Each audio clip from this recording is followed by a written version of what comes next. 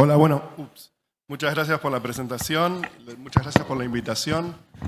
La idea es dar 3 charlas. Ayer, en teoría, tenía que venir ayer a dar 2 pequeñas charlas y hoy era la charla más importante, pero hubo problemas con el avión, así que vamos a tratar de comprimir un poco todo y darlo más rápido y tratar de dar lugar a preguntas. Eso va a ser lo más importante, lo más interesante. Pero bueno, la primera es hablar un poco de arteritis de células gigantes. Esta es la única diapositiva en español, así que pido perdón. Y es muy probable que diga GCA en vez de ACG, así que les pido paciencia. Estos son los disclosures.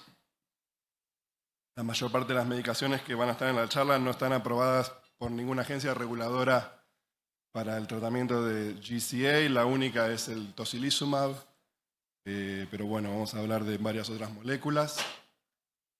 Y el objetivo sería, en principio, brevemente discutir, como que hay mucho reumatólogo, hay un poco de médicos clínicos y hay varios residentes. Algunas cosas serán un poquito más básicas y otras un poquito más avanzadas. Entonces la idea es brevemente repasar la presentación clínica, el diagnóstico, revisar esos papers que que conforman lo que hoy es el standard of care, de lo que hacemos día a día, y después revisar la fisiopatología con la idea de identificar esos targets que están siendo investigados y a futuro. Para hacerlo un poquito menos aburrido, un caso clínico. Piensen en la respuesta y les doy unos segundos y después pongo lo que a mí me parece que es correcto. Este es un paciente de 68 años, caucásico. Se presenta con pérdida de la visión en uno de los ojos, de 2 o 3 días de evolución. También comenta que durante 2 o 3 semanas tiene un poco de disconfort, dolor en la mandíbula, pero dice que también ha estado yendo al dentista porque tiene caries y le están haciendo unos procedimientos, lo cual es, siempre hay algún confounder, siempre hay algo que hace que la forma que uno recaba la información de la anamnesis no siempre es tan limpia como está en el libro. Pero bueno, los oftalmólogos llaman, dicen, tengo esta paciente, yo pienso que es una neuritis óptica no isquémica, yo no pienso que tiene arteritis de células gigantes, pero igual me parece que está bien que la vean ustedes, así que viene la paciente, tiene marcadores inflamatorios normales, bien normales, y lo mismo que dije, los oftalmólogos piensan que no es, pero quieren estar seguros. Entonces la primera pregunta sería, ¿qué piensan que tiene esta paciente? Como los marcadores inflamatorios son normales, no tiene arteritis de células gigantes, no hay que hacer más nada. Le dan corticoides hoy y la mandan a biopsia, le dan corticoides y la mandan a hacer un ultrasonido, le hacen una resonancia de las arterias extracraneales o le hacen una imagen de la aorta, un CT o un MRI o un PET-CT. Entonces, piensen 2 segundos. Hay varias respuestas posiblemente correctas. La primera es que existe un porcentaje pequeño, 4%, 5% de pacientes que van a tener marcadores inflamatorios normales. O sea, ver eso no excluye GCA. Si la presentación clínica es clásica, péguenle para adelante con el tratamiento y con el workup, ¿no? Con los métodos diagnósticos. Una opción es tratar, como uno está pensando en arteritis de células gigantes, es tratar hoy mismo, ahora, ¿no? Para prevenir ese 10-20% de pacientes que pueden perder la visión permanentemente. Y según donde uno esté trabajando, será una biopsia, un ultrasonido o potencialmente una imagen de grandes vasos. Así que quizá la biopsia y el ultrasonido serían la respuesta más correcta, pero también uno podría considerar otros métodos diagnósticos. Lo que pasa, se le da prednisona ese mismo día en la clínica y se la manda a hacer una biopsia. Y la biopsia viene bien clásica con inflamación granulomatosa, células gigantes multinucleadas, así que la paciente tiene giant cell arthritis y la pérdida de la visión es isquémica. Entonces esto lo paso rápido porque más o menos lo sabemos, es la vasculitis más frecuente en adultos, tiende a involucrar los grandes vasos, la aorta y los vasos extracraneales. También tiende a involucrar la circulación oftálmica, por eso un porcentaje puede perder la visión. Es una enfermedad de gente blanca en general, es más rara en hispánicos, es más rara en afroamericanos, en asiáticos, se puede ver, pero es rara. Es una enfermedad de gente añosa, el pico de incidencia es alrededor de 70 años y las mujeres están un poquito más afectadas que los hombres. Los síntomas también los conocen todos, síntomas craneales, cefalea, pérdida de la visión, dolor mandibular cuando uno mastica, polimialgia reumática en 30, 40, 50% de los pacientes. La mayor parte de la gente está cansada, puede llegar a tener un poco de fiebre, pérdida de peso, pérdida del apetito. En un porcentaje menor, 10% más o menos, se pueden presentar con claudicación de los miembros superiores o potencialmente inferiores. Como dijimos antes, 90-95% de los pacientes van a tener una respuesta inflamatoria sérica, eritrosedimentación, proteína C reactiva, algunos tienen leucocitosis, trombocitosis, un poco de anemia. Lo que es menos conocido, lo que uno no se imagina tanto, son estas manifestaciones poco frecuentes. Quizás la más frecuente dentro de las poco frecuentes sería la tos. Hay un porcentaje de 10-15% de los pacientes tienen tos seca, que uno no la explica con nada. No tienen reflujo, no toman un inhibidor de la enzima convertidora y es producto del GCA. Uno les da prednisona. La mayor parte del tiempo estos pacientes también tienen cefaleas y otros síntomas más clásicos, pero cuando uno les da la prednisona, esa tos desaparece también en 1 o 2 días. A veces la isquemia puede ser tan severa que los pacientes desarrollan necrosis, la piel, en la zona temporal de la lengua. Existe un porcentaje de pacientes que lo ven mal los oftalmólogos de esa pérdida de la visión aislada. No hay ningún síntoma craneal, no hay ningún síntoma de PMR, el paciente pierde la visión. En general tiene marcadores inflamatorios elevados y el examen del fondo de ojo es bien clásico de GCA. Entonces uno pone la pérdida de la visión, la inflamatoria sistémica y el fondo de ojo y puede hacer el diagnóstico. Y después en la derecha, raramente los pacientes tendrán un stroke o vasculitis mesentérica, paquimeningitis, vasculitis de las arterias coronarias. Esto es bien raro. Y plexopatías o neuropatías periféricas, bien infrecuente. Entonces, el diagnóstico, como dijimos, según donde uno esté, en Estados Unidos las guías proponen hacer una biopsia como primer método diagnóstico. En Europa se propone más un ultrasonido. No está ni bien ni mal. El ultrasonido sería costo, obviamente es más barato, es no invasivo. Depende un poco de quién la esté haciendo, pero en buenas manos es un estudio perfecto. Lo más importante es que el paciente sea el paciente correcto, ¿no? Para empezar para no encontrarse con esos falsos positivos, falsos negativos, pero la sensibilidad y la especificidad de las biopsias y el ultrasonido varían según los estudios.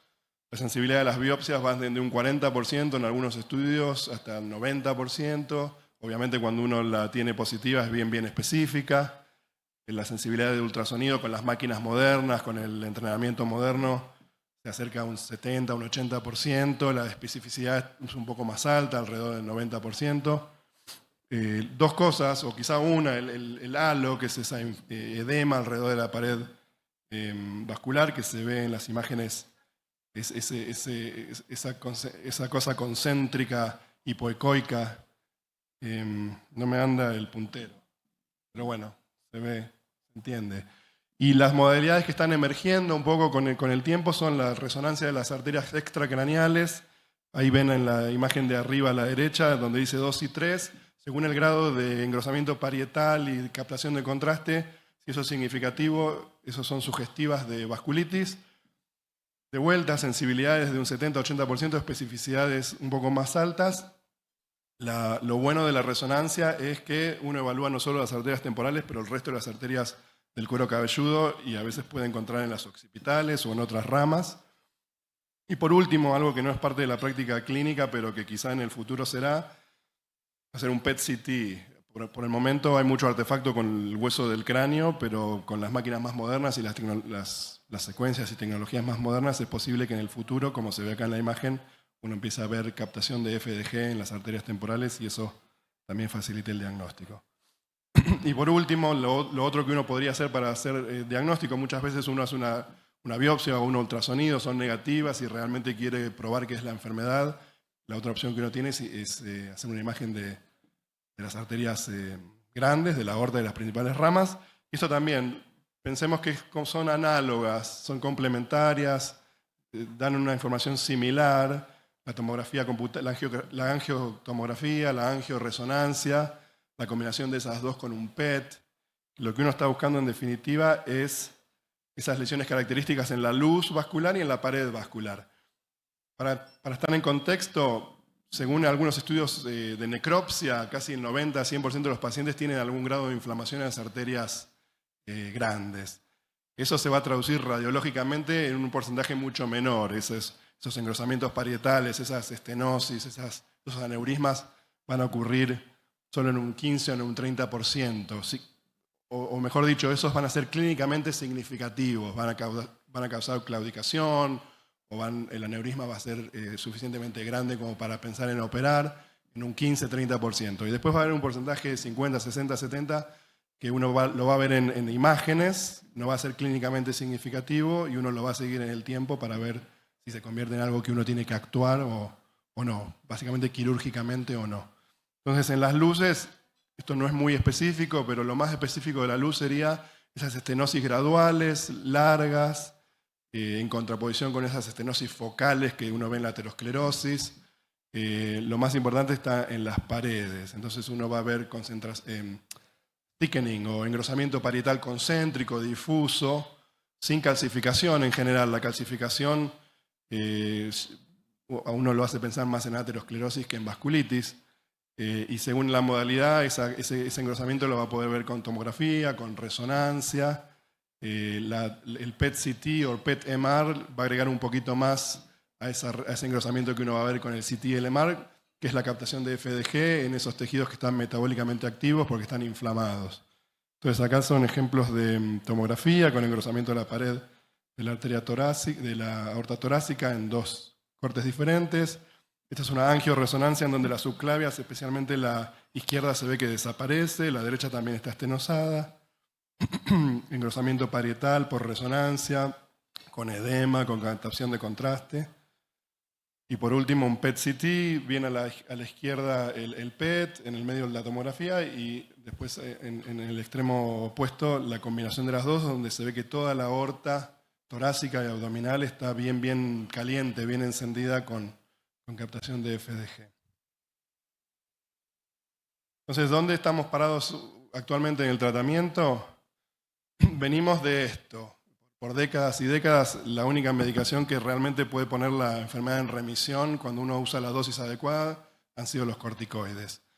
El problema es que los tratamientos en general, si uno usa corticoides solo, son por 1, 2 años, 18 meses y muchas veces los pacientes recaen y ese año, año y medio se transforma en 2, 3, 4, 5 años. Eso creo que lo han vivido todos. Distintos doctores harán distintos tapers, no hay nada muy estandarizado. Lo más estandarizado es que uno tiende la recomendación es empezar a una dosis alta, 40, 60 miligramos, 1 miligramo por kilogramo, poner la enfermedad en remisión, los síntomas desaparecen, los marcadores inflamatorios se normalizan y ahí uno empieza un taper. Este es uno de varios. Muchas veces muchos usábamos este taper hasta llegar a 10 miligramos y después de 10 a 0 bajamos a veces 1 miligramo por mes. Eso es como un taper estándar. Con ese taper, según cómo uno defina recaídas, si es solo síntomas, si es síntomas con marcadores inflamatorios o si es síntomas o marcadores inflamatorios, las tasas de recaídas son variables, ¿verdad? Hasta un 80% si uno dice clínica o marcadores inflamatorios. Yo pienso que la definición más adecuada es clínica con o sin marcadores inflamatorios. Hay un, 15, 20% de pacientes que van a recaer con clínica bien clásica, la misma cefalea que tenían cuando se presentaron, polimialgia reumática y marcadores inflamatorios normales. Eso existe, 15%, 20%. Entonces, clínica con o sin. Con esa definición, 60-65% de los pacientes recaen. ¿Cuándo? Cuando bajan la prednisona debajo de 10 miligramos en general. Durante el transcurso del tiempo hubo varios estudios, la mayor parte de estos con non-targeted immunosuppressant, con DMARDs convencionales, estudios de baja calidad, no controlados, pero sugiriendo pobre respuesta. La única molécula que parece ofrecer algún beneficio que no es radical, pero algún beneficio es el metortrexato. Ya todos saben, son 3 estudios, 2 de los cuales han sido negativos, 1 ha sido positivo, y hay un metaanálisis que sugiere que 1 de cada 4, 1 de cada 5 pacientes puede tener algún beneficio en general, previniendo más de una recaída y ahorrando un poco de esteroides, 800 miligramos, 1 gramo de esteroides. Es la única medicación con la prednisona hasta hace algunos años que era realmente o que ofrecía algunos beneficios. Todo cambió cuando se introdujo el uso de bloqueantes de la interleuquina 6 con tocilizumab, en este estudio que conocen todos. Los pacientes que recibieron tocilizumab y 6 meses de prednisona, solo 6 meses, alcanzaron la remisión prolongada por 1 año en más del 50% de los casos, y los pacientes que recibieron solo esteroides, solo 6 meses o 12 meses, alcanzaron esa remisión en menos del 20% de los casos. También se demostró que hubo un ahorro de esteroides de 3.8 gramos en esos pacientes que recibieron solo esteroides, a menos de 2 gramos en los pacientes que también recibieron tocilizumab. Y algo bastante importante, también mejoría en la calidad de vida. Esto rápidamente, pacientes en verde son los pacientes que recibieron solo esteroides at baseline, muy similar a los pacientes que recibieron tocilizumab at baseline. Al cabo de 1 año, en gris están los controles, pacientes de la misma edad y el sexo sin GCA, que se sienten mucho mejor. Y después, al cabo de 1 año, un poco de mejoría en esos que recibieron prednisona solo, en ese verde más oscuro. Los pacientes mejoraron, pero mejoraron mucho más y significativamente en varios de los dominios del SF36 para esos pacientes que recibieron tocilizumab. Entonces, remisión más prolongada, ahorro de corticoides, mejoría en la calidad de vida. Una de las preguntas que viene después de esto es cuánto tiempo uno puede usar esta medicación, se puede parar, cuál es el riesgo después de que uno la para, y eso todavía está en veremos. Del estudio clínico YAYACTA, que ya les comenté recién, quizá lo más limpio que se puede sacar de esa fase 2, esa fase de seguimiento después del estudio randomizado, esa fase 2 fue un seguimiento, no fue un estudio randomizado, los médicos podían hacer más o menos lo que querían con los pacientes, pero lo más limpio que uno puede llegar a sacar es que esa rama de pacientes que recibió tocilizumab en una dosis más alta, al cabo de 52 semanas estaba en remisión y paró el tratamiento, de esos eran 50 y pico de pacientes, 40% se mantuvo en remisión por 2 años más sin ningún tratamiento y 60% recayó. Entonces uno puede empezar a imaginarse que hay un 50 y 50 más o menos de riesgo de recaer cuando uno hace 1 año de tocilizumab. Hay otros estudios que hemos hecho, uno está a punto de publicarse, más de la vida real, en donde pacientes recibieron más de 1 año de tocilizumab, alrededor de 2 años, y pararon el tratamiento porque estaban en remisión. Más o menos 50%, 40% recayeron dentro de los siguientes 18 meses. Entonces, existe una tasa de recaída considerable. Lo que queda es definir eso un poquito mejor, definir cuáles son los factores de riesgo. Así uno puede llegar a saber, idealmente saber a quién lo va a continuar por 2, 3, 4, 5 años y a quién le va a dar realmente solo 1 año. Otra de las cosas que nos posibilitó el estudio YAYACTA es tratar de definir un poco las características de esos pacientes que recayeron en el primer año, esos que fallaron en tratamiento. Que recuerden, eran casi el 70% de los pacientes que recibieron prednisona solo y un 30% más o menos de los que recibieron tocilizumab. Para eso combinamos las 2 ramas de tocilizumab con las 2 ramas de placebo. Los números son esos, 70% de los placebo prednisona sola fallaron, eso quiere decir que nunca entraron en remisión o recayeron dentro del año, versus solo 30% de los que recibieron tocilizumab. De varios potenciales factores de riesgo, lo único que encontramos es que en los pacientes que reciben solo prednisona, un gran factor de riesgo fue el sexo femenino. Las mujeres tenían 5 veces más riesgo de recaer que los hombres. Y otras cosas que uno podría pensar, la dosis inicial de prednisona, determinados síntomas,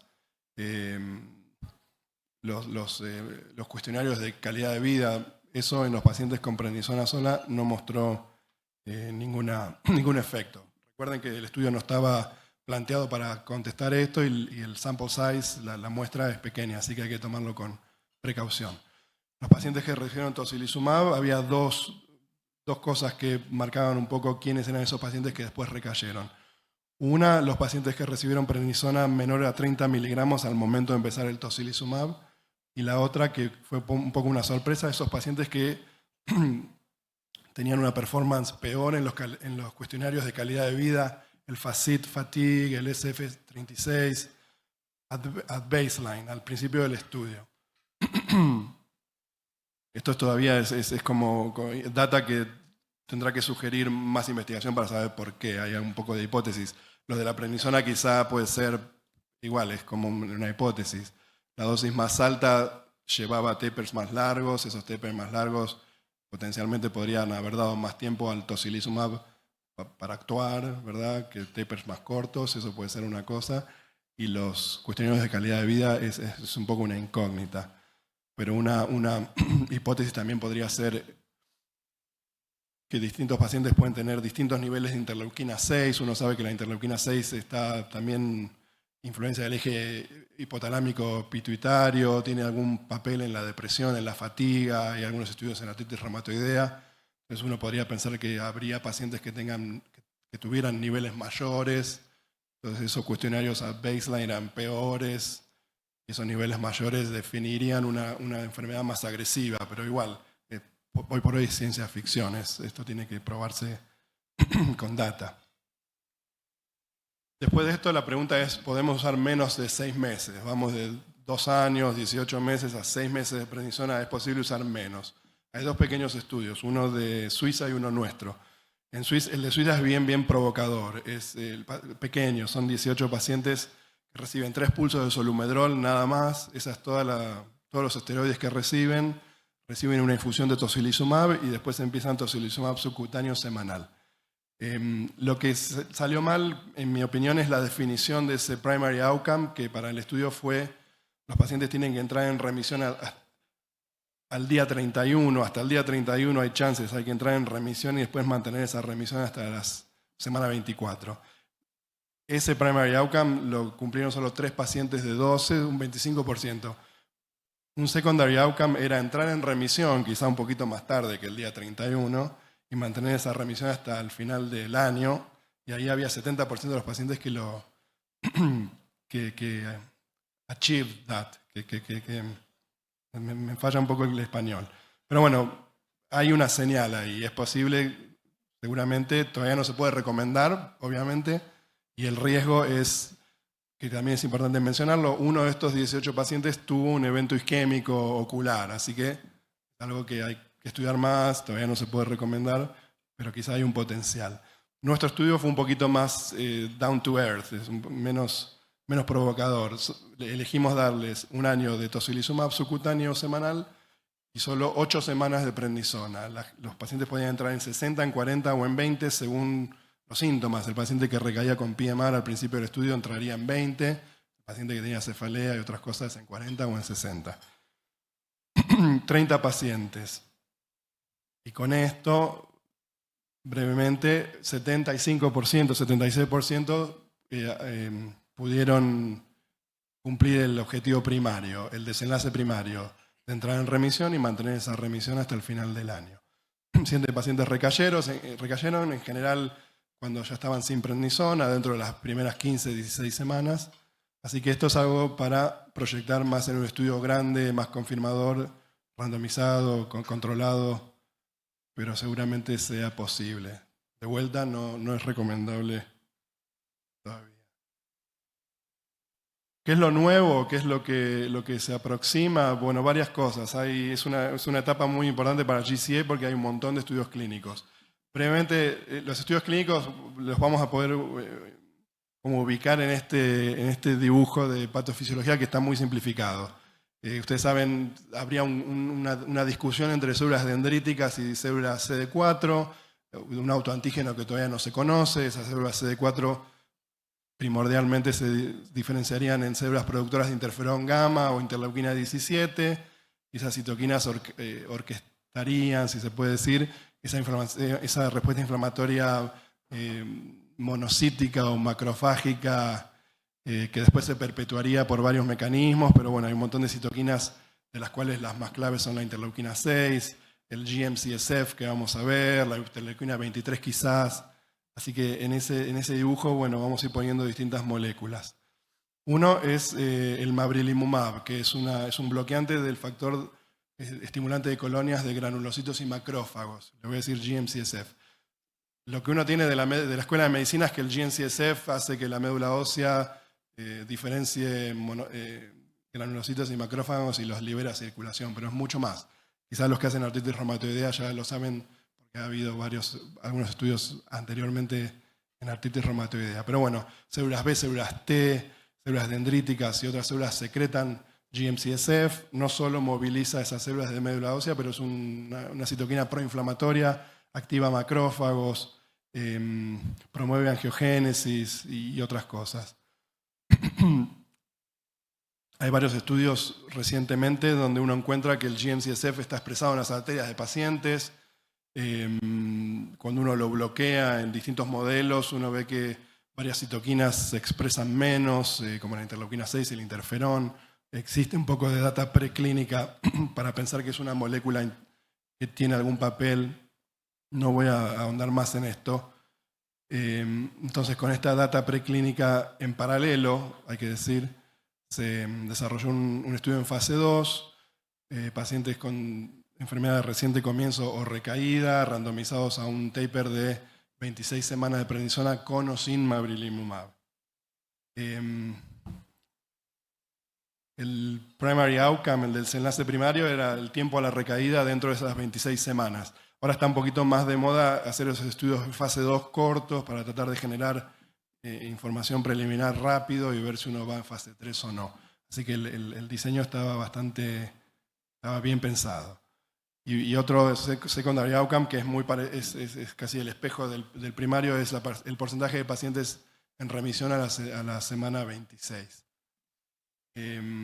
Este es el resumen, una diferenciación clara de las dos curvas, favoreciendo mabrilimumab. 80% de los pacientes que recibieron mabrilimumab y 26 semanas de prednisona estaban en remisión a la semana 26 versus casi 50% de los que recibieron placebo. Con un safety, con una seguridad que no mostró nada nuevo de lo que ya se sabe. No hubo ningún efecto adverso severo que hizo que la medicación tenga que descontinuarse, no hubo muertes. La única preocupación que no se vio en el estudio plasmada, el GM-CSF es importante para el clearance del surfactante pulmonar, entonces siempre existe un poco de temor de que esos pacientes hagan proteinosis alveolar, pero bueno, en el diseño del estudio había un comité que se encargaba los pacientes hacían cuestionarios de dificultad respiratoria y pulmonary function tests y no hubo ningún efecto adverso que se caratule al final del estudio como proteinosis alveolar. Lo otro, también probado en fase 2 y ongoing en fase 3, es bloquear interleuquina 17. ¿Se acuerdan que una de las ramas de esa fisiopatología era células TH17? Este es un estudio pequeño de fase 2, de vuelta. Un grupo de pacientes recibió secukinumab y prednisona sola. Y el desenlace primario es remisión a la semana 28 en un 70% versus 20%, que se mantuvo hasta la semana 52, no veo bien, pero es un 50% más o menos versus 8 o 9%. Entonces, una señal que bloquear interleuquina 17 podría tener algún beneficio. Otras moléculas que se han estudiado y quizás se estudien un poco más en el futuro, una es el ustekinumab.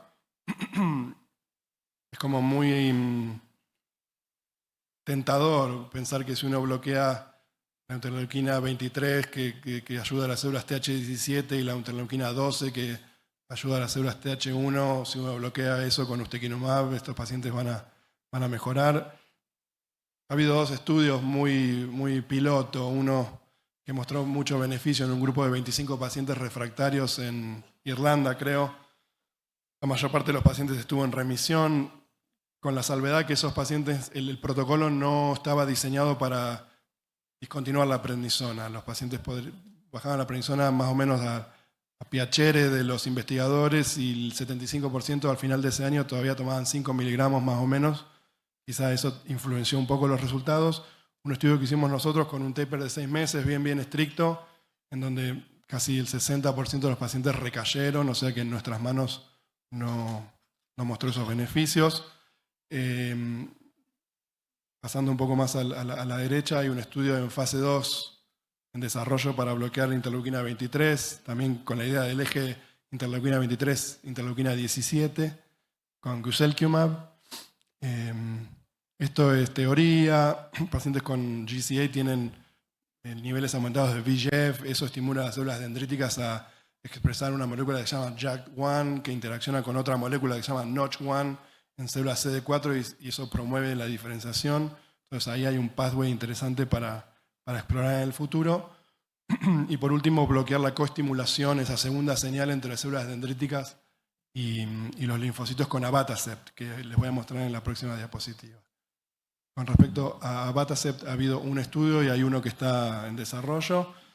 En fase 2, pequeño, withdrawal randomization. Todo el mundo recibió inducción igual y cuando entraron en remisión se separaron en 2 ramas. La inducción fue abatacept intravenoso con un taper de prednisona hasta un momento en donde a la semana 12 los que estaban en remisión se dividían en 2 grupos.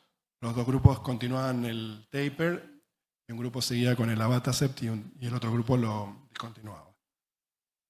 Primary endpoint, time to relapse, el tiempo de la recaída. Esto favoreció el abatacept. Casi 50% de los pacientes, el time to relapse fue 48%. En 48% de los pacientes recayeron versus 31% de los pacientes en placebo. También tardaron más tiempo en recaer los pacientes que recibieron abatacept que los que recibieron placebo, con un safety profile que es muy similar a lo que ya conocemos de abatacept. Entonces esta es la pregunta, creo, final de esta sección y después reviso muy brevemente los estudios que están ongoing. Recuerden, nuestra paciente la diagnosticamos, le dimos prednisona, le hicimos una biopsia, la biopsia era positiva. Ya tenemos toda la información que necesitamos. La paciente es muy sana, no tiene ninguna otra enfermedad, no tiene diabetes, no tiene nada.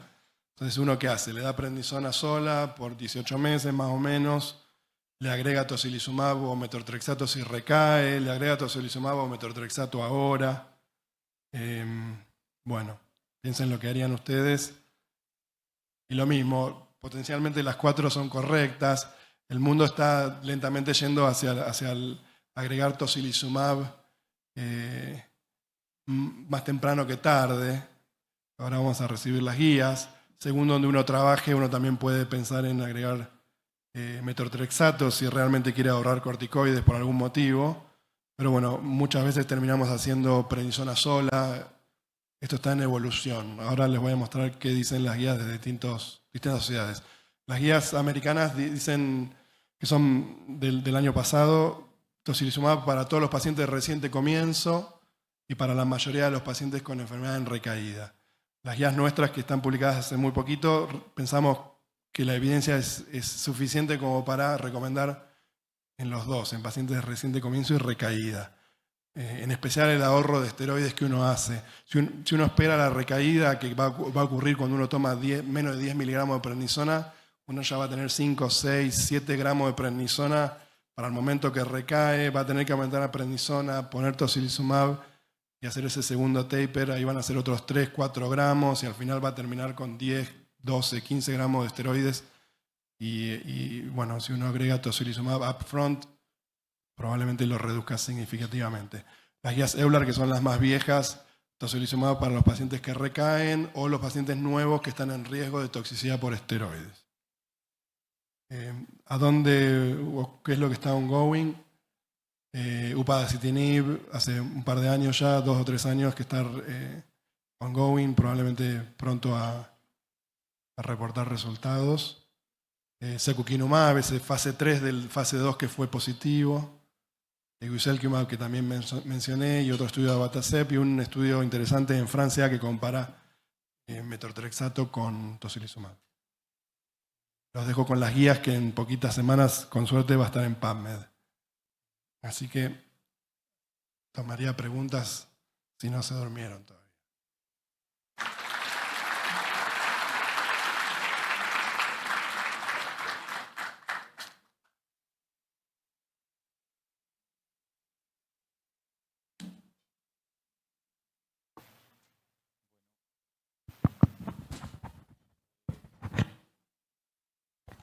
Ahora tenemos unos cuantos minutos para una sesión de preguntas sobre la charla, entonces estamos atentos al público.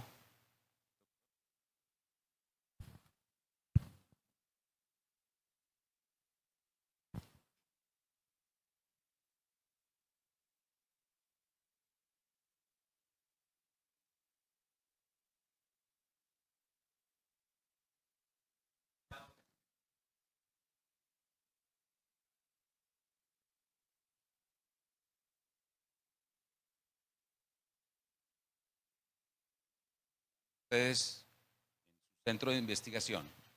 Y el otro, la gran dificultad, teniendo tan escasas armamento terapéutico, ¿cómo define usted verdadera falla y cuándo baja la guardia o cuándo retoma lo que estaba y lo pone a dosis tope? La primera pregunta, entiendo que han cambiado la forma en hacer la eritrosedimentación. No hemos tenido problema con eso. Creo que en el hospital mío se hace de la forma clásica, se pone la sangre en un tubito y se ve cómo cae y al cabo de una hora, inclusive para los ensayos clínicos que hacemos, muchas veces recibimos un kit, lo hacemos nosotros mismos. Pero bueno, el comentario que puedo hacer es que la eritrosedimentación es un poquito más tramposa que la proteína C reactiva porque depende de varias cosas, entre ellos del número de glóbulos rojos, si hay anemia, puede aumentar, de la edad. Entonces a veces en mi hospital el corte dice en el papel 20, pero 20 para un paciente de 80 años es un chiste, así que 30, 40 es cuando empezamos a abrir los ojos. La proteína C reactiva elimina esa ambigüedad de la eritrosedimentación.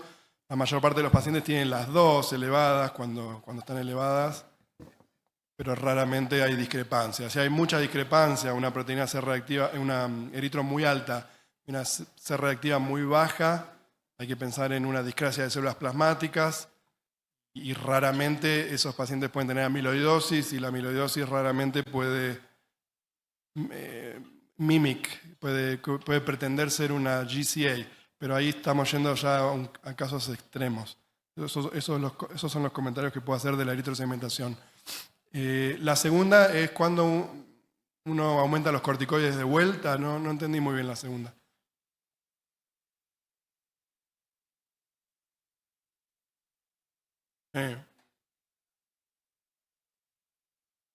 Sí. La falla es eso, la recurrencia de los síntomas clínicos clásicos, y ahí es difícil, pero bueno, la definición es esa. Recurrencia de los síntomas clínicos clásicos compatibles con GCA, con o sin aumento de los marcadores inflamatorios, por ese 20% o 30% que van a recaer sin inflamación en la sangre. La recurrencia tiene que tener un poco la experiencia, la expertise del que está entrevistando, porque son síntomas de cefalea, dolor mandibular, a veces son difíciles de recabar, como el Raynaud's, cuando uno empieza a preguntar y todo el mundo dice que sí, se me enfrían las manos. Bueno, no, te cambian de color. No, sí, se me enfrían las manos. Bueno, no, te cambian de color. Es lo mismo. Claudicación es cuando comes, tenés que parar, se resuelve en unos segundos. Pero bueno, es eso, la recaída de los síntomas característicos. Seguramente uno cometerá el error de omitir tratamiento en algunos y tratar de más, porque termina siendo subjetivo. Pero bueno, si hay más o menos, si parece, ese es otro de los problemas de GCA. Estamos en la edad arcaica en cuanto a definir qué es activo y qué no es activo, pero si uno tiene un poco de experiencia y más o menos puede decir con un poco de confidence que los síntomas son de GCA, bueno, ahí aumentan los esteroides. El metotrexato es una droga que en los países nuestros uno puede fácilmente usar, sabiendo que no es altamente efectiva, pero bueno, puede ayudar a algunos pacientes. Tocilizumab, por supuesto. Como el centro mío ve mucho paciente refractario que recae, muchas veces terminamos haciendo cosas más experimentales, tratar JAK inhibitors sin tener la data de ese estudio clínico, o secukinumab sin tener la confirmación de fase 3. Bien, ¿tenemos alguna otra pregunta del grupo, doctor Jimmy? Si me colaboran con el micrófono aquí, ya le doy la pregunta al doctor Chalet.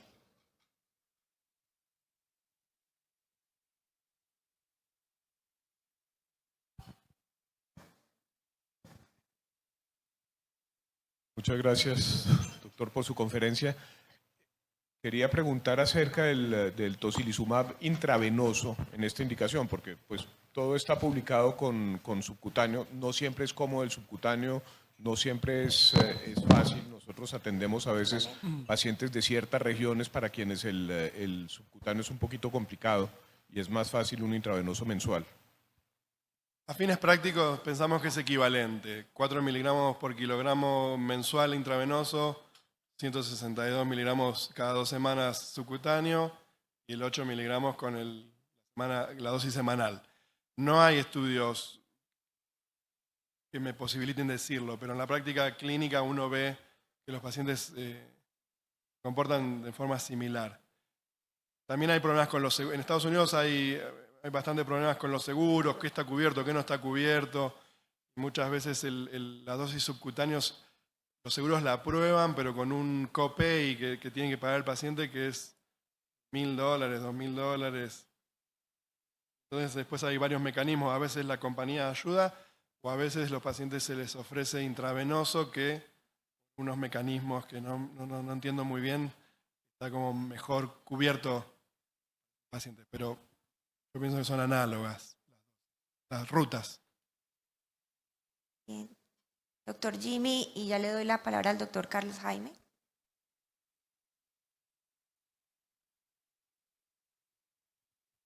Gracias, Doc, por la conferencia.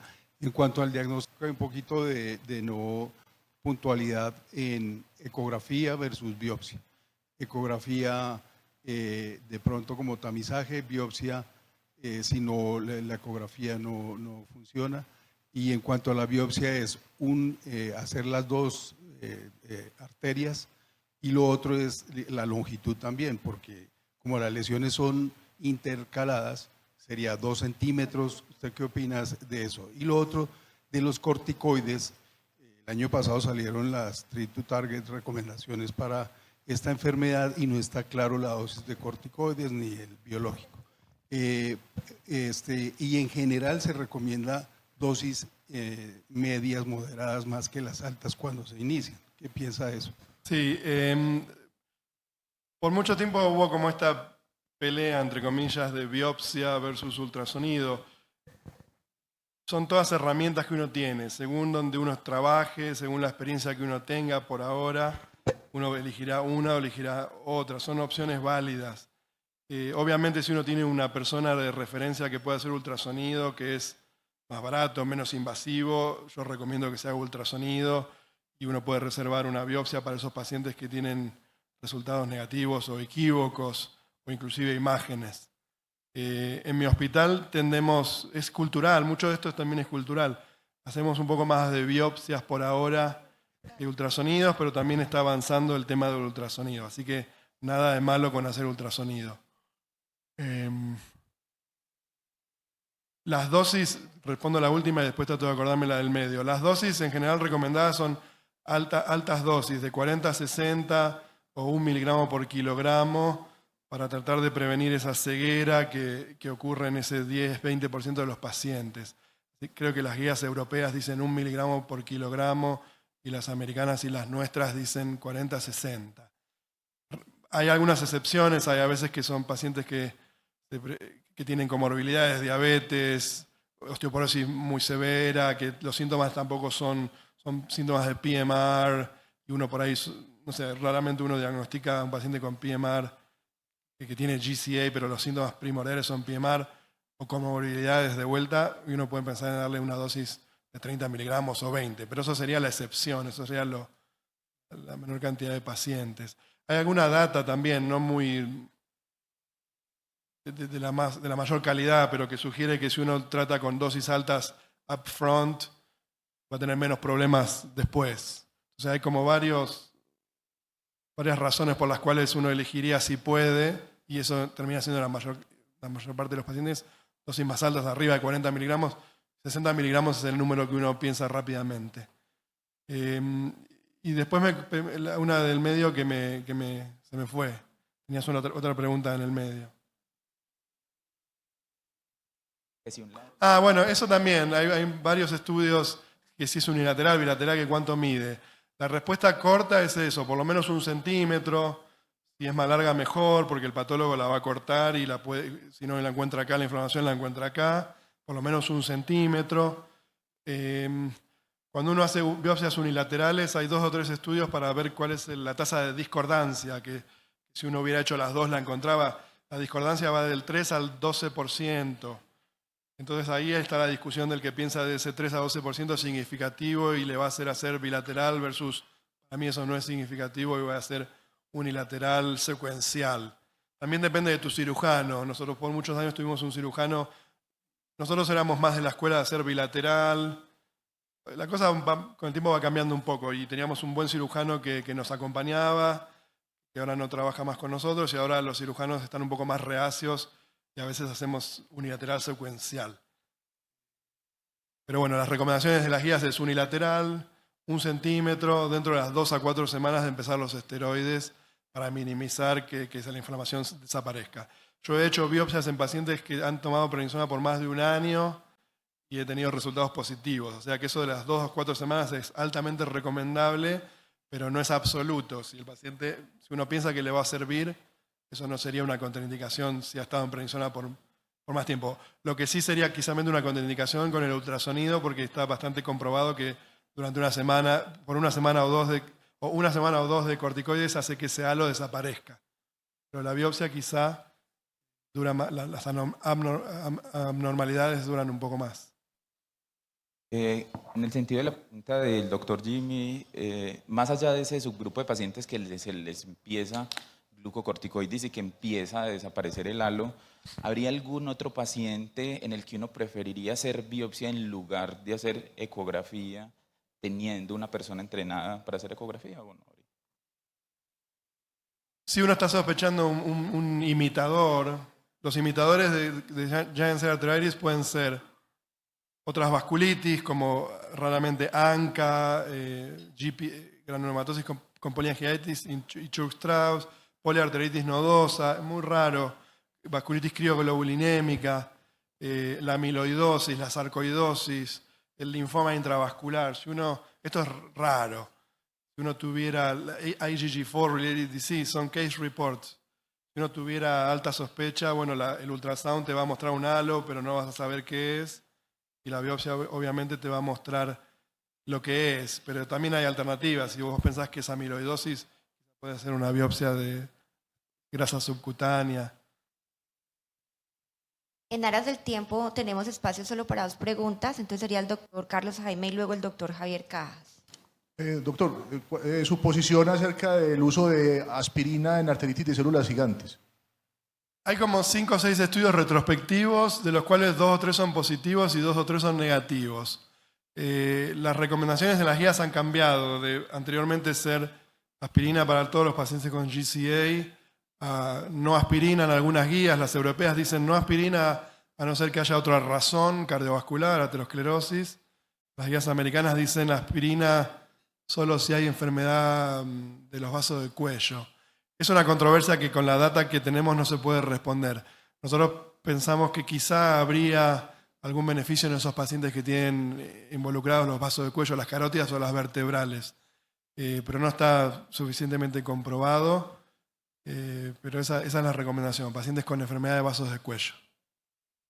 Doctor Javier Cajas. Gracias, doctor. Respecto a la enfermedad, cuando ha comprometido la aorta y se evidenció en un PET-CT, ¿cuándo lo repiten? ¿Cuándo consideran que se considera para recaída? Y si lo usan para hacer el tapering, tanto el esteroide como el tocilizumab. Sí. Los pacientes vírgenes de tratamiento, entre un 60 y 70% van a tener anormalidades en los grandes vasos. Muchas veces son las subclavias y las axilares, también 50%, 60% es la aorta. Las guías actuales, las americanas creo, y quizás las europeas también, recomiendan hacer una imagen al diagnóstico, no PET-CT, es CTA o MRA, para tratar de descubrir esos pacientes con anormalidades que son los que realmente uno va a tener que seguir en el tiempo porque sabe que 20%, 30%, no en un año o dos, pero en 5, 6, 7 años pueden hacer esos aneurismas. Entonces, la respuesta sería, imagen de comienzo, sí, CTA, PET-CT, MRA, lo que uno pueda. Identificar a ese paciente que tiene anormalidad porque generalmente ese es el que va a evolucionar a lesiones que quizás sean clínicamente significativas. ¿Cada cuánto? Al principio, esto no hay guías, no hay data para lo que yo estoy diciendo es medio opinión. Como uno recién conoce al paciente, uno en 6 meses a un año quiere tener esa segunda imagen para ver si lo que vio está evolucionando rápidamente o no. La mayor parte del tiempo no evoluciona rápidamente, entonces uno termina haciendo imágenes cada año. Y a veces cuando han pasado 2 o 3 años, esta es mi práctica personal, 2 o 3 años que la cosa está muy igual, ya cada 18 meses, cada 24 meses, más o menos uno va para ahorrar un poquito plata y eso es la recomendación. Hoy por hoy ningún estudio, hoy por hoy no podemos seguir la actividad de la enfermedad con imágenes. Hay un poco de data que dice que los pacientes que tienen anormalidades en el PET tienen mayor riesgo de recaer, pero la data como está hasta ahora no es suficiente como para decir me aumentó el FDG, tengo que tratar. Hay algo de eso que quizá en los próximos años se defina un poco mejor. Pero hoy por hoy es muy buena para el diagnóstico, es muy buena para monitorear la enfermedad estructural, el daño estructural en el tiempo, pero no es tan buena para monitorear actividad. Bien, continuando con esta sesión plenaria, el doctor Sebastián Onizoni nos va a hablar sobre aortitis clínicamente aislada y vasculitis ANCA de difícil tratamiento. Bueno, esta va a ser muy corta, así tenemos tiempo para la última. Con suerte en 10 minutos la hacemos y después la otra vemos. Esta es una entidad que en la última década, 2 décadas y fuertemente en los últimos años está más en el radar de la gente. ¿Podrá ser que también se proyecte acá en la pantalla de abajo? Pero bueno, la idea es crear conciencia de que existe para que estemos ahí atentos, revisar un poco cómo se presenta, cómo se diagnostica, revisar esas indicaciones de cirugía y después, bueno, discutir un poco sobre el tratamiento médico, lo poco que hay y a lo último hablar un poquito de cómo sería un potencial algoritmo de manejo. Un caso muy rápido, paciente de 75 años, caucásica, llama al cirujano que dice que está internada, que le hicieron una cirugía hace una semana y ahora el patólogo lo llamó a los cirujanos, que hay un montón de inflamación en la aorta, entonces llaman a los residentes para que la vayan a ver urgente. Hay eritrosedimentación y proteína C reactiva de ayer, 5 días después de la biopsia, súper altas. Después de la cirugía, le reemplazaron la aorta ascendente. Y uno está tratando de buscar imágenes de antes y lo único que encuentra es una tomografía de antes de la cirugía, que sí, hay un aneurisma de 6 centímetros que había que operarlo por el riesgo de ruptura, pero no encuentra el abdomen o el cuello y esa tomografía del tórax no muestra ninguna pared engrosada ni nada. Entonces, ¿cuál es el diagnóstico más probable? Y bueno, ya lo sabemos, es arteritis clínicamente aislada, aortitis clínicamente aislada, aortitis idiopática. Brevemente, esos pacientes que tienen un aneurisma que está suficientemente grande para operar y se opera, entre un 5 o un 10% son inflamatorios, un 90% no, son aneurismas clásicos comunes y corrientes. Un 10% son inflamatorios. La mayor parte de ese 10%, un 70% de ese 10%, es esta aortitis idiopática. Y el otro 30% será algo de acá. Arteritis de suela gigantes, Takayasu, Behçet's, Cogans, raramente lupus o artritis reumatoidea. A veces, hoy por hoy, con el avance de las terapias contra el cáncer, esto no es tan nuevo, pero con los factores de crecimiento de granulocitos que estamos acostumbrados cuando hay ablación medular en leucemia, a veces esos factores, el Nupogen o no sé con el nombre acá, pueden causar aortitis, los checkpoint inhibitors. A veces la arteriosclerosis puede gatillar una respuesta inflamatoria exuberante. Esto es raro. Y a veces es un paciente que tuvo instrumentación de la aorta antes y ahora de vuelta y hay inflamación y uno no sabe si es mecánico, por cirugía o no. Pero bueno, 70% de esos casos inflamatorios son aislados y el que viene después es la arteritis de suela gigantes o el Takayasu en general. La presentación clínica es bastante estereotipada. Es el paciente que desarrolla un aneurisma muchas veces lentamente durante varios años hasta que hay que operarlo y cuando uno lo opera encuentra inflamación y más raramente un 10% es un paciente que se disecó, va a la emergencia, lo operan y uno encuentra inflamación.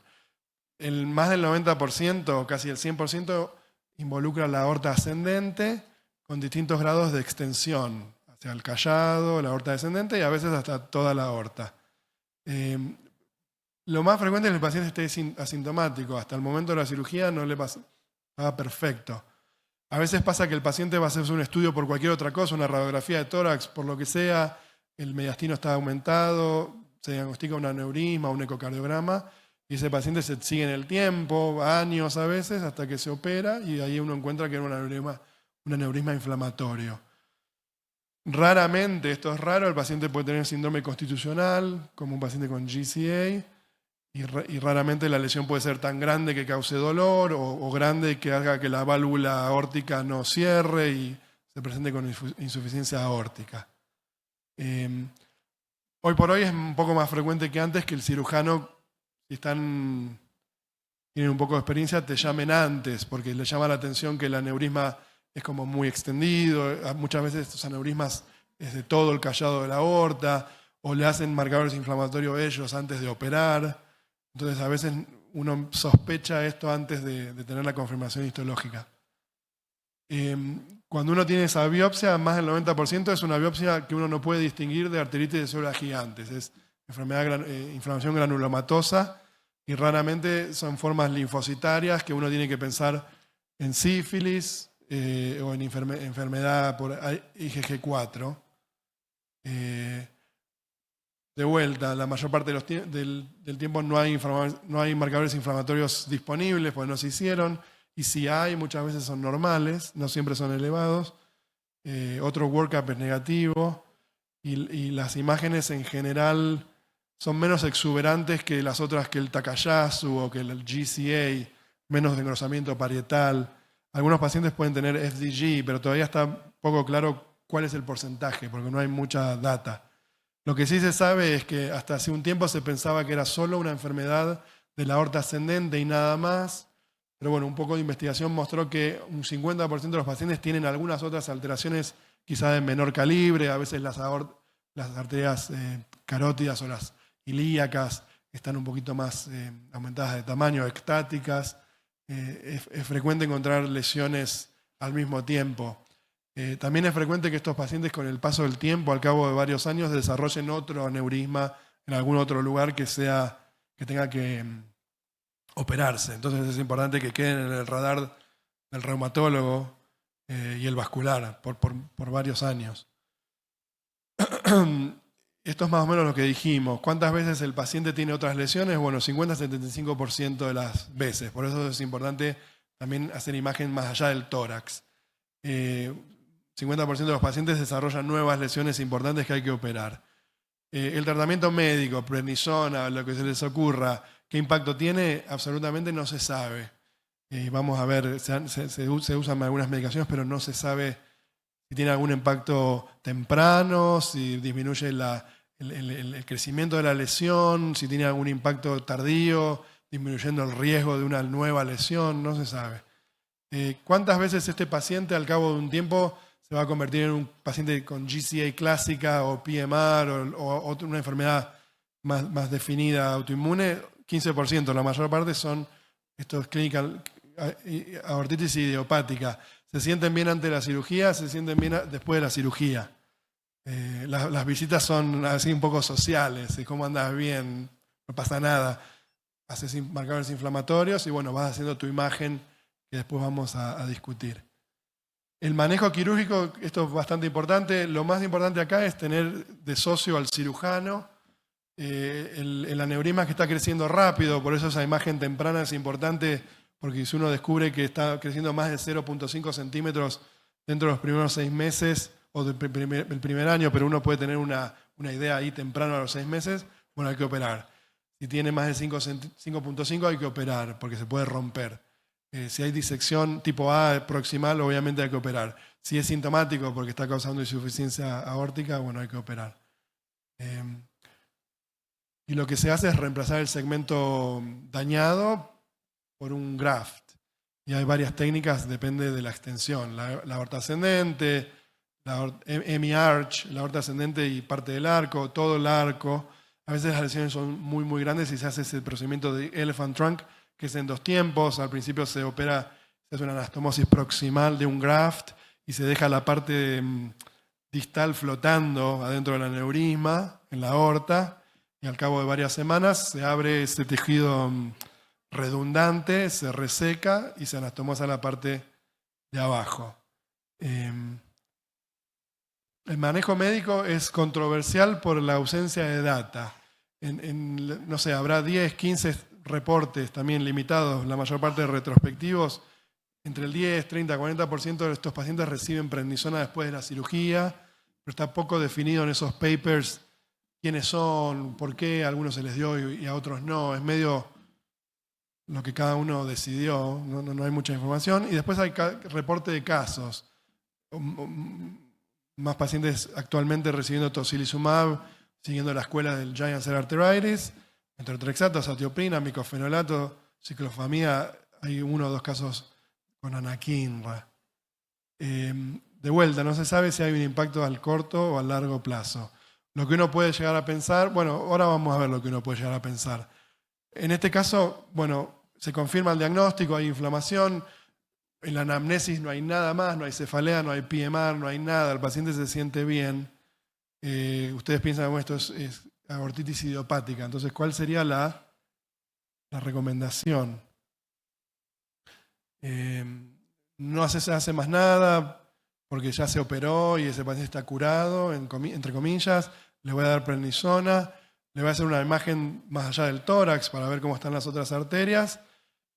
Y regardless, independientemente de que le dé tratamiento, sí o no, le voy a hacer una imagen, no sé, cada año, cada 2 años.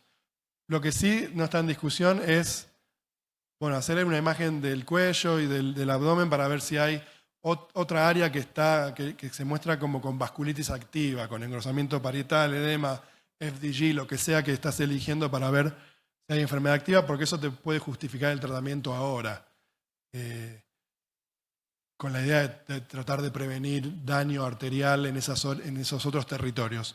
Y lo otro es verdad, que si lo trates o no lo trates, sabemos que un 50% de pacientes más o menos al cabo de varios años van a tener otra lesión, entonces es importante seguirlos en el tiempo. ¿Cuándo? Bueno, cuando no lo conoces, esa primera imagen temprano y después tratar de espaciarlas un poco en el tiempo para no hacer imágenes unnecessary.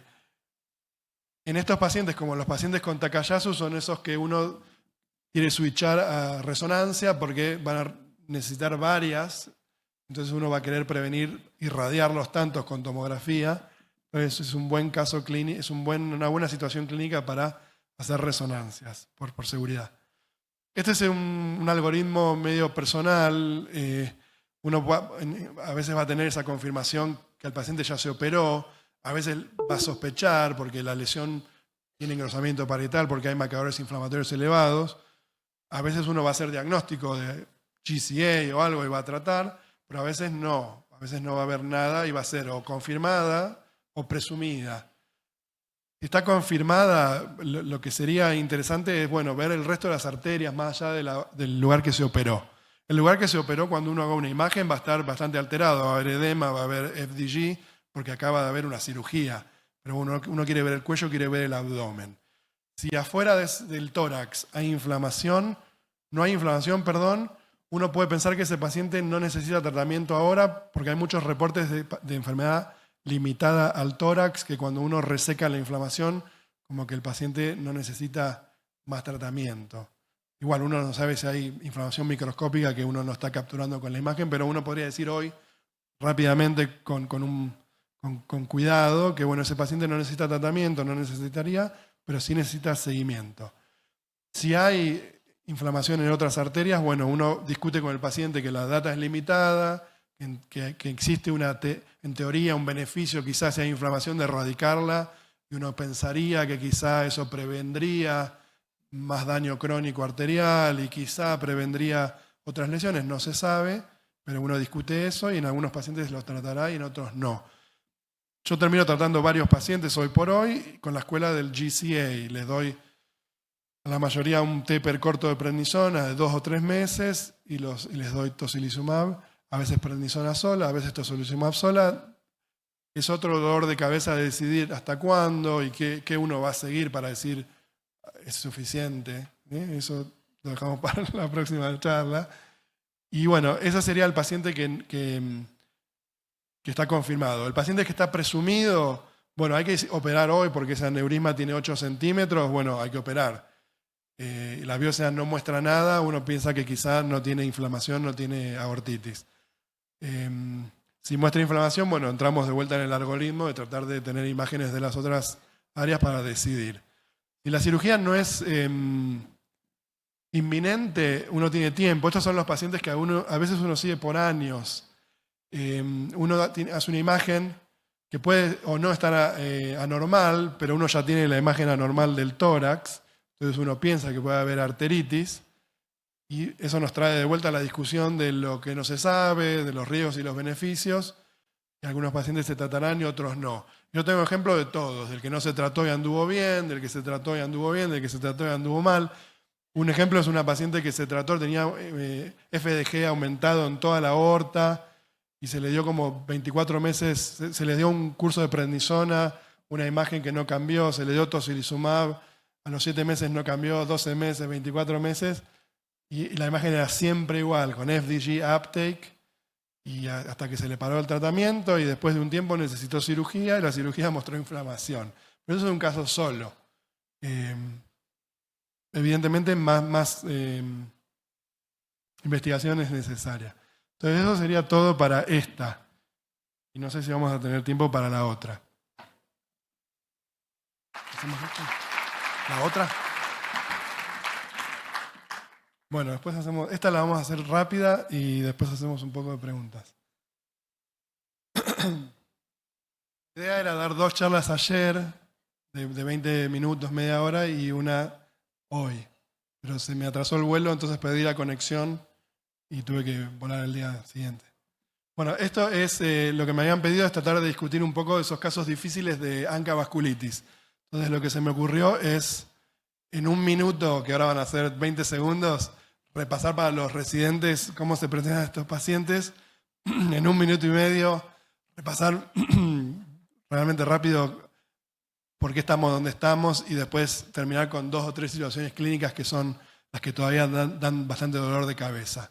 Entonces, bueno, las vasculitis ANCA las conocemos todos, vasculitis de pequeños vasos y a veces de medianos vasos también, enfermedades raras, poca data de Latinoamérica, pero algunos estudios interesantes, los autores están acá. La poliangiitis microscópica pareciera ser más frecuente en Argentina y en Perú con respecto a la GPA, y lo inverso pareciera ocurrir en México y en Brasil.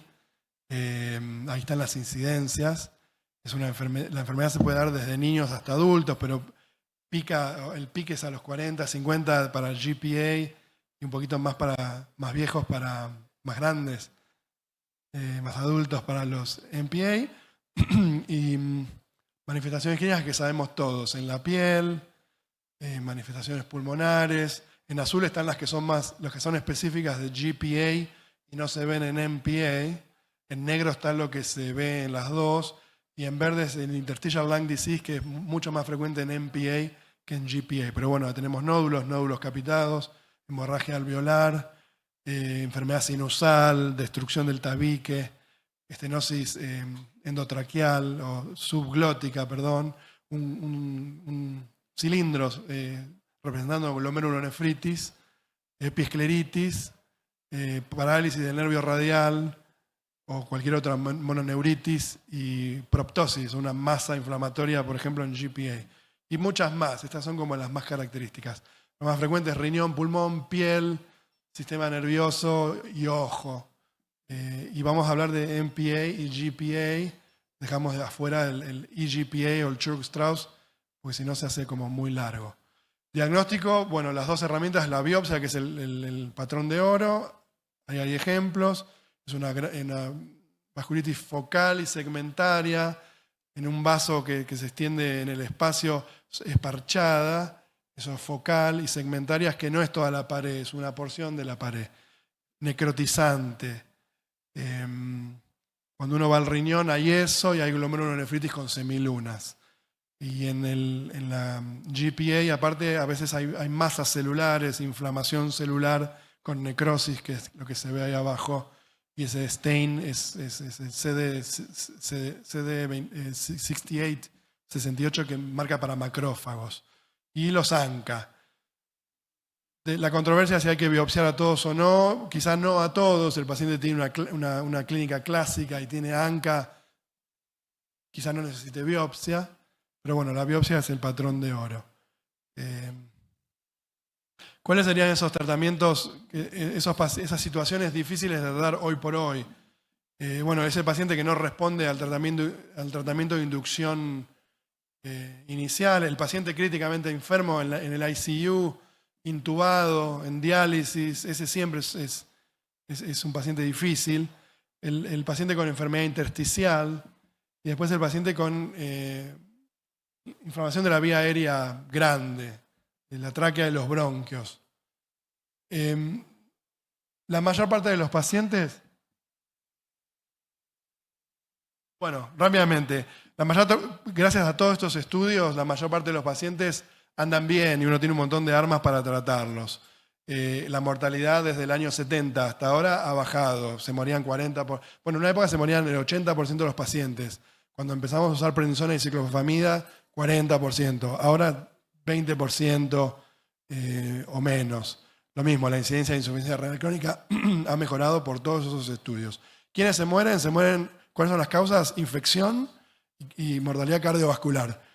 Infección temprano y tarde, mortalidad cardiovascular tarde. Infección normalmente inclusive tarde, en remisión. O sea, eso nos hace pensar que las terapias son efectivas para la inflamación, pero hay que tener cuidado. Esto es lo que se decía antes, prednisona, ciclofosfamida, toxicidad. Esto solo voy a poner esta. Hoy por hoy los tratamientos de inducción, rituximab, ciclofosfamida también, glucocorticoides en dosis menores a las que se hacían antes, para algunos pacientes metotrexato, para algunos pacientes micofenolato, pero en amarillo está lo que se usa más frecuentemente. Esto lo vamos a hacer rápido. Esos son los estudios que llevaron a que uno recomiende lo que estaba ahí en amarillo y en blanco. Para mantenimiento, rituximab en esos pacientes con enfermedad severa que están en remisión, y algunos pacientes uno puede considerar azatioprina y metotrexato. Y ahora emergiendo el bloqueo del complemento. De vuelta, estos son los estudios que llevaron a que recomendemos todo esto. Voy a hacer muy pincelada grande, como Van Gogh. Más del 80%, 90% de los pacientes entran en remisión y andan bien, y uno después los mantiene. Ese pequeño porcentaje que uno no pone en remisión, bueno, la parte así fácil es cambiar. Si estás en ciclofosfamida, ir a rituximab o viceversa. Si estás en metotrexato porque era enfermedad localizada, pasar a rituximab. Uno podría considerar a veces las dosis hematológicas, esas 4 dosis de rituximab, a veces te llevan a una dosis mayor que si uno da 2 gramos. Entonces a veces uno puede jugar con eso para terminar de darle una dosis más alta y eso puede marcar la diferencia a veces. Y la inmunoglobulina que está en las guías, pero bueno, la data que lo soporta es muy baja. El paciente crítico que está en terapia intubado en diálisis siempre es un dolor de cabeza y el dolor de cabeza es que no hay tiempo para decidir cuánto voy a hacer, lo pulso y le doy rituximab, cuánto espero. Porque uno sabe que estas terapias, los esteroides actúan en días, pero las otras actúan en semanas. Y el paciente está muriendo, está intubado, lo pasan a ECMO, que es esa nueva forma de oxigenar. Entonces uno a veces tiene que quemar etapas. Si uno no quiere, le dio rituximab hoy, uno no le quiere dar ciclofamida mañana, pero termina dándole ciclofamida a los pocos días, a la semana, porque el paciente es joven y se está muriendo. Y hay que tener a los infectólogos y al equipo de terapia intensiva todos tirando para el mismo lado, cubriendo todo lo que uno pueda cubrir, antibióticos. Son pacientes muy difíciles. La gran pregunta es la plasmaféresis, que ayer la revisó Sebastián Satuy. La data importante es que no sirve y hay algunas incógnitas. ¿Habrá algún grupo de paciente especial? Bueno, no lo sabemos. Y bueno, y raramente uno combina ciclofamida con rituximab. Este es el estudio Pexivaz que lo revisaron ayer. Las incógnitas son, si uno empieza muy temprano, podría marcar una diferencia. Hay un trend en el Pexivaz a los pacientes con hemorragia alveolar, podrían ser ellos los que se benefician, etc. Las guías europeas lo recomiendan para pacientes con glomerulonefritis severa, más de 3.5 de creatinina. No hay data para recomendarlo fuertemente, pero bueno, son incógnitas. La combinación de ciclofamida y rituximab ha sido usada en mi hospital bastante, en el Reino Unido bastante, con beneficios, con un poco de toxicidad. Es algo que en casos muy seleccionados uno podría pensar. No está recomendado por las guías, así que no se lo vayan a la casa pensando que eso es terapia estándar. Y bueno, y rápidamente, la enfermedad intersticial, difícil de tratar, más reconocida habitualmente, recientemente, pacientes con MPO, con MPA, y uno, en general son formas fibróticas. Uno termina muchas veces tratando como uno trata a cualquier paciente con vasculitis, pero uno no sabe, como son fibróticas, cuánto van a responder, no hay data. Pero bueno, si hay vasculitis activa en otros lados o no, igualmente uno va a terminar pensando rituximab, ciclofamida, esteroides. Y hoy por hoy, con el avenimiento de los antifibróticos, va a tener que asociarse con el neumonólogo y ver si son candidatos para antifibróticos. Poner en el radar la enfermedad intersticial y saber que todavía hay poca data como para tratarlos. Y lo último es de la enfermedad de la vía aérea. La enfermedad de la vía aérea es rebelde. Muchas veces los pacientes necesitan, la recomendación es darles terapia sistémica con o sin terapia local. La terapia local pueden ser inyecciones de esteroides, dilataciones, distintos procedimientos quirúrgicos. Frecuentemente estos pacientes necesitan más de un procedimiento porque recaen. Muchas veces recaen solo en la vía aérea y son problemáticos. Bueno, hay que asociarse también con el otorrinolaringólogo y seguirlos. Y por último, y acá termino, muchas veces estos pacientes desarrollan daño de la vía aérea con malasia y esos son un dolor de cabeza, porque los síntomas uno no sabe, siempre sospecha, es daño residual y le falta el aire y tose porque la vía aérea está toda floppy o realmente está inflamada. Y bueno, lo trato o no lo trato, se infectan, son realmente difíciles de tratar. Así que les pido perdón por la rapidez. Estas son las guías que con suerte pronto también van a estar publicadas.